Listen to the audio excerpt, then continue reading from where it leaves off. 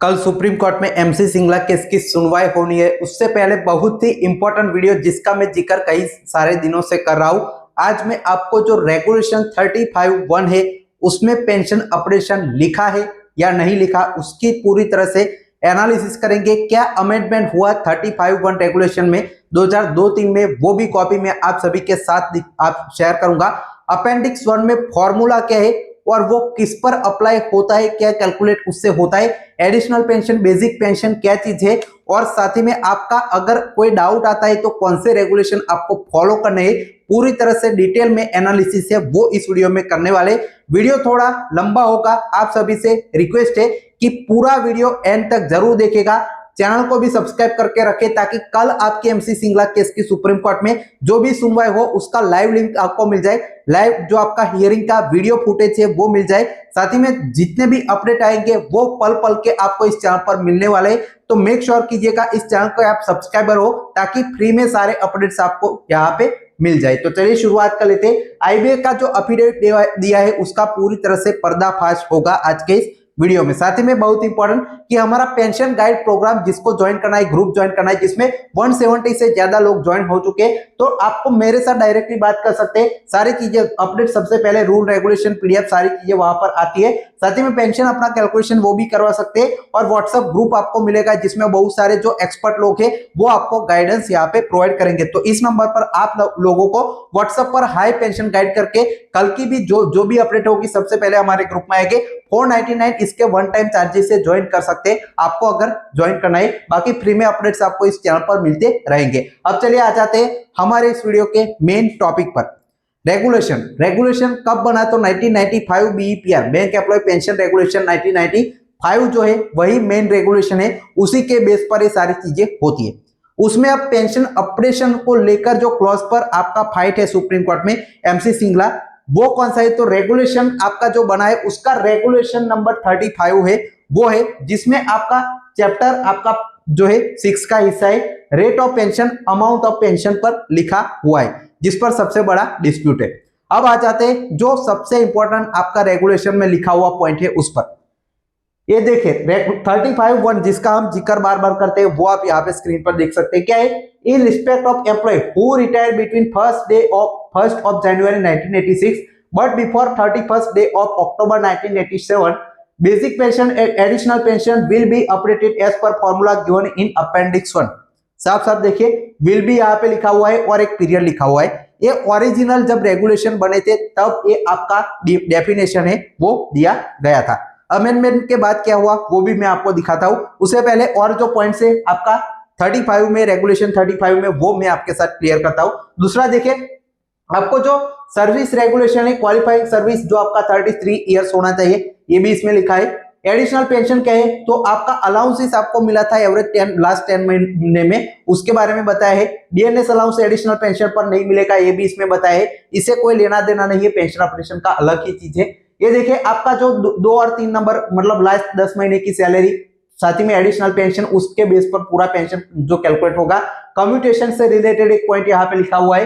Qualifying service अगर कम होती है 33 ईयर से तो कैसे कैलकुलेशन करना है वो यहाँ पे लिखा हुआ है। साथ ही में देखिए invalid pension, family pension minimum rate पर यहाँ पे जो है चीज लिखी है। साथ ही में आपका राउंड ऑफ कैसे करना है वो भी लिखा हुआ है। तो यहाँ पे देख सकते हैं रेगुलेशन 35(1) ये आपका ओरिजिनल सिर्फ इतना है, इसमें कहीं भी ऐसा लिखा हुआ आप सभी को नहीं दिख रहा है कि ये रेगुलेशन जो है उसमें लास्ट 10 महीने की सैलरी 2 बाइपेटाइज सेटलमेंट के बीच के कुछ पीरियड के रिटायरी है उनकी कैसे कैलकुलेशन करनी है, वैसा कुछ नहीं है। यहाँ पे रेगुलेशन में एक अपेंडिक्स का जिक्र यहाँ पे जो है फॉर्मूला का है, तो अपेंडिक्स 1 का ही सिर्फ जिक्र है, उस हिसाब से हमको एक pension, additional pension, basic pension क्या है वो निकालनी है। कहीं पर भी ऐसा नहीं है, आप बार बार देख लीजिए कि जो आपके 2 बाइपेटाइज सेटलमेंट के बीच के रिटायर्स की पेंशन कैसे कैलकुलेट करनी है, कहीं पर रेगुलेशन 35 में आपका ये वो डिफाइन नहीं है। अब अमेंडमेंट के बाद रेगुलेशन 35(1) क्या हुआ वो आप देखिए। जो आपका ओरिजिनल कॉपी है 2003 में, 2002 में अमेंडमेंट हुआ, उसमें आप देख सकते हैं क्या अमेंड हुआ रेगुलेशन 35। देखिए in regulation 35 for sub regulation 1, मतलब क्या है सब रेगुलेशन 1 कौन सा? तो ए वाला जो आपका पीरियड डिफाइन है उसका। The following regulation shall be substituted, मतलब इसको सब्सटीट्यूट किया गया। देखिए basic pension and additional pension whenever applicable shall be updated as per formulae given in appendix 1। मतलब basic pension additional pension whenever applicable, यहाँ पे क्या था, विल भी था, आप देख सकते हैं विल भी, यहाँ पर आपका बदलकर शैल भी किया गया और फॉर्मूला की जगह फॉर्मूले किया गया। अपेंडिक्स 1 आपका सेम चीज है। यहाँ पर आप देख सकते हैं कोई पीरियड डिफाइन नहीं कि 1992 से 4 वाले या जो आपका है उन लोगों के लिए, सिर्फ और सिर्फ ओपन एंडेड है, जब सभी पर ये अप्लाई होता है, ना कि कुछ पीरियड के लोगों पर। यहाँ पे कोई पीरियड मेंशन नहीं है। तो ये ओरिजिनल जो आपका अमेंडमेंट के बाद का रेगुलेशन आप स्क्रीन पर अभी देख पा रहे होंगे। तो ये आपने पूरी चीज देखी। अब इसका आगे और चीज एक्सटेंड करता हूं मैं धीरे धीरे।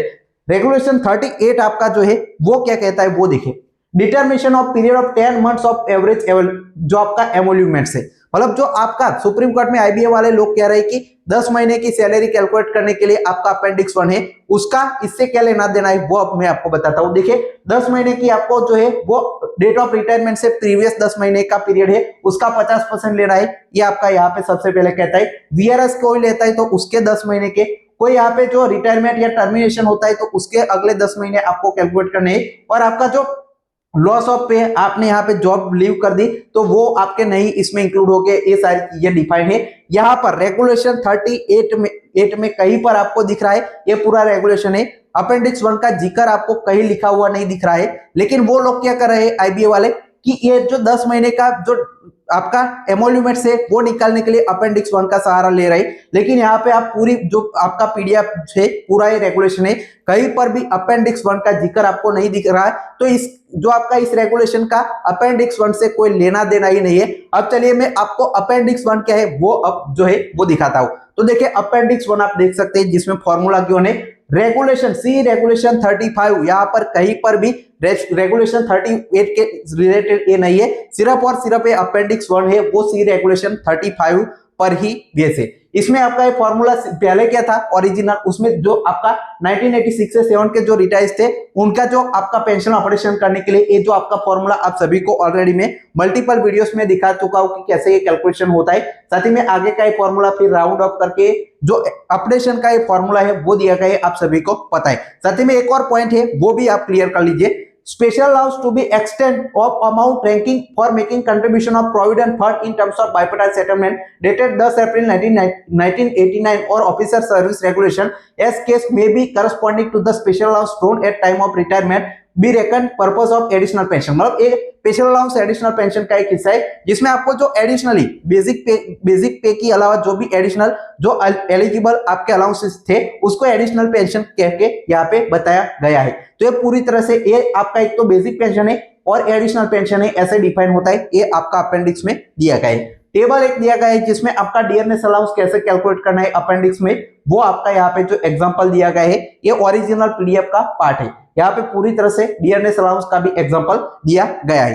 अब एक और इंपॉर्टेंट चीज आता है, टेबल ए आपका अपेंडिक्स 1 का एक और हिस्सा है जो बहुत ही इंपॉर्टेंट है, आप सभी को समझना चाहिए। दूसरा पॉइंट देखिए, the formula of updating basic pension in respect of workman who retire or on after first day of 1992 November but before the first day of September 1993 in respect of officer who have retired on or after first day of July 1993 but before first day of May 1994 shall be as under। मतलब ये जो आपका retiree से कुछ period पहले तो एक period था जिस पर लागू हुआ 1986 से 7 के, दूसरे 1992 से 4 के बीच ये लागू हुआ, जिसमें ये जो आपका फॉर्मूला मैंने बताया, ये जो आपका अपेंडिक्स का फॉर्मूला आपका देख रहे हैं उस बेस पर इन लोगों की पेंशन कैलकुलेशन का एक एग्जांपल है, वो यहाँ पे दिया है कि इनकी पेंशन कैसे निकालनी है। पहले 10 महीने का एवरेज लीजिए, फिर उसका जो 50%, फिर उसमें आपका डीए कैसे निकालना है, फिर उसका जो फॉर्मूला क्या है, फिर उसका राउंड ऑफ करके आपकी बेसिक पेंशन निकालनी है। तो यहाँ पे आपने देखा, ये देखिए यहाँ पे आप देख रहे हैं कहीं पर भी ऐसा जिक्र किया गया है, रेगुलेशन में लिखा हुआ है कि ये लोग जो थे, ये जो आपके पीरियड के लोग थे उनकी बेसिक पेंशन इसलिए हम अपडेट कर रहे हैं क्योंकि ये जो आपके दो सेटलमेंट के बीच में पड़ रहे थे तो हमें उनका जो एडजस्टमेंट करना नहीं आपको जो है वो बैठ रहा था, तो इसलिए फॉर्मूला लाया गया है। ऐसा कहीं पर भी मेंशन नहीं है, लेकिन उन्होंने एफिडेविट में ये डाला है कि इन लोगों का 10 महीने दो बाइपार्टाइट सेटलमेंट के बीच पड़ रहे थे तो हमने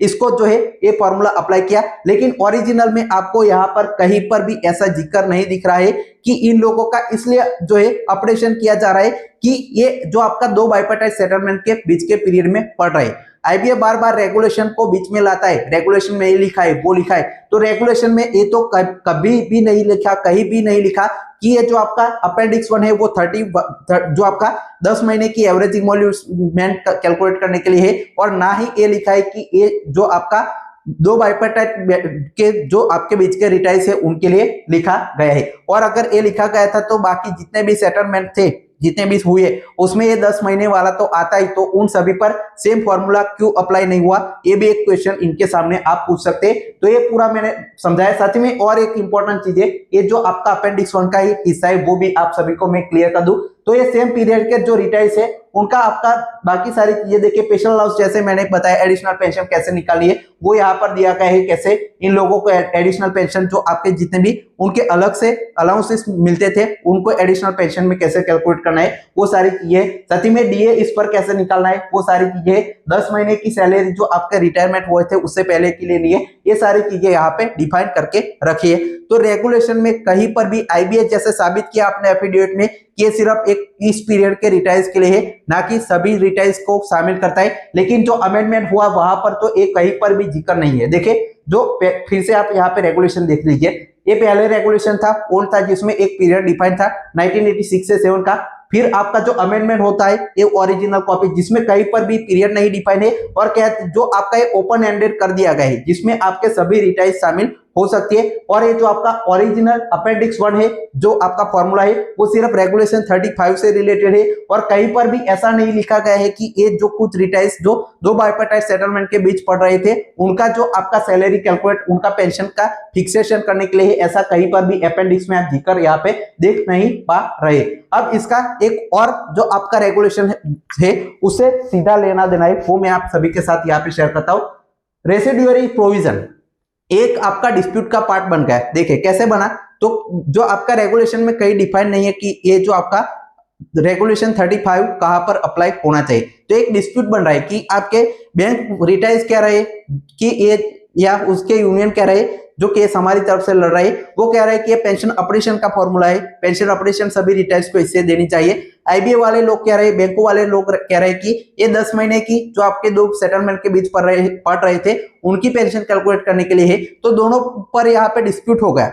साथ ही में मामला सुप्रीम कोर्ट में भी पहुंच चुका है। अगर कोई डिस्प्यूट होता है तो आपका ये रेगुलेशन जो डिफाइन है उसी में आपका 56 नंबर का रेगुलेशन क्या कहता है वो आप सभी के साथ यहाँ पे शेयर करता हूं। देखिए, इन केस ऑफ डाउट, अगर आपको ये डाउट हुआ जो मैंने जैसे बताया, in the matter of application of this regulation, मतलब रेगुलेशन का एप्लीकेशन लगाने में, regard may be had to the corresponding provision of central civil service rules 1972, और यहाँ पे देखिए Central Civil Service Commutation of Pension Rules 1981 applicable for central government employees with the such exception and modification at the bank with the previous sanction of the central government may from time to time determine। अगर आपको कोई भी doubt अगर आता है, dispute आता है किसी रेगुलेशन को अप्लाई करने में, तो आपको यहाँ पे रिगार्ड करना है सेंट्रल सिविल सर्विस के जो रूल्स है, कम्यूटेशन वाला जो अलग से रूल है वो आपको अप्लाई करना है। और ये आपका सेंट्रल सिविल सर्विस का रूल आपका कम्यूटेशन के लिए बैंकों में भी सेम ही आपका अप्लाई होता है, और बाकी भी आपका सेंट्रल के रूल्स है वो आप यहाँ पे इस पर अप्लाई कर सकते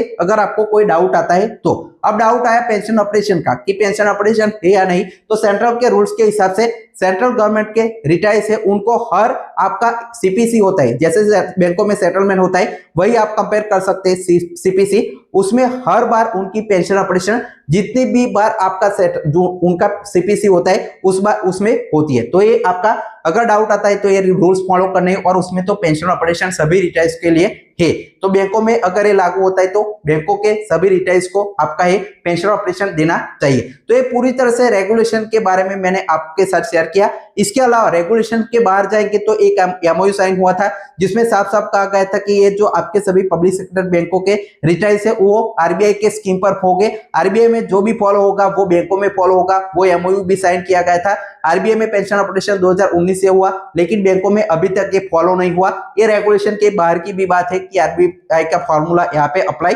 होना चाहिए। तो ये पूरी तरह से आपका ओपिनियन भी इस पे रखेगा।